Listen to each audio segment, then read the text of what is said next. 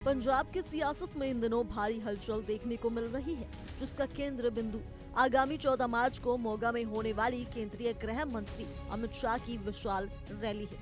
गृह मंत्रालय की ओर से पंजाब बीजेपी इकाई को इस कार्यक्रम की औपचारिक सूचना दे दी गई है। गौरतलब है कि बीजेपी इस रैली के लिए काफी लंबे समय से जमीनी तैयारी कर रही थी। हालांकि ये रैली पहले 22 फरवरी को आयोजित की जानी थी, लेकिन कड़ाके की ठंड और खराब मौसम की वजह से इसे स्थगित कर आगे बढ़ा दिया गया था।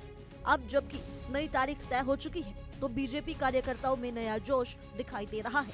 इस रैली पर न केवल बीजेपी बल्कि पंजाब के सभी प्रमुख राजनीतिक दलों की निगाहें टिकी हुई हैं। इसका सबसे बड़ा कारण शिरोमणि अकाली दल है और बीजेपी के बीच दोबारा गठबंधन होने की संभावना भी जताई जा रही है।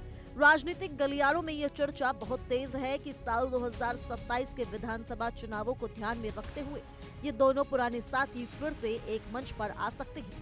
कयास लगाए जा रहे हैं कि अमित शाह अपनी इस रैली के दौरान गठबंधन को लेकर कोई बड़ा संकेत दे सकते हैं। बीजेपी सूत्रों की माने तो यदि दोनों दलों के बीच फिर से तालमेल बैठता है, तो इसमें अमित शाह की भूमिका सबसे निर्णायक होने वाली है।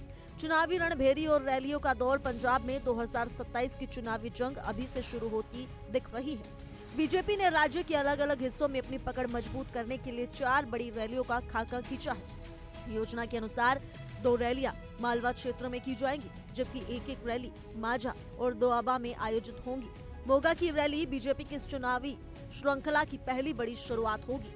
इसी के साथ बता दें कि अन्य दलों ने भी अपनी ताकत झोंकनी शुरू कर दी है। आम आदमी पार्टी 16 फरवरी को मोगा में ही नशे के खिलाफ एक बड़ी रैली कर चुकी है। कांग्रेस राहुल गांधी 28 फरवरी को बरनाला में रैली के जरिए अपनी उपस्थिति दर्ज कराएंगे। शिरोमणि अकाली दल 13 अप्रैल से विधानसभा स्तर पर 40 रैलियों का एक बड़ा अभियान शुरू करने जा रही है। बीजेपी और शिरोमणि अकाली दल का रिश्ता दशकों पुराना रहा है। दोनों पार्टियों ने पहली बार साल 1997 में हाथ मिलाया था और इस अटूट गठबंधन के दम पर पंजाब ने 3 बार सरकार चलाने में सफल रहे थे। हालांकि साल 2020 में 3 कृषि कानूनों को लेकर हुए किसान आंदोलन के कारण पैदा हुआ विवाद के बाद शिरोमणि अकाली दल ने एनडीए से अपना नाता तोड़ लिया था।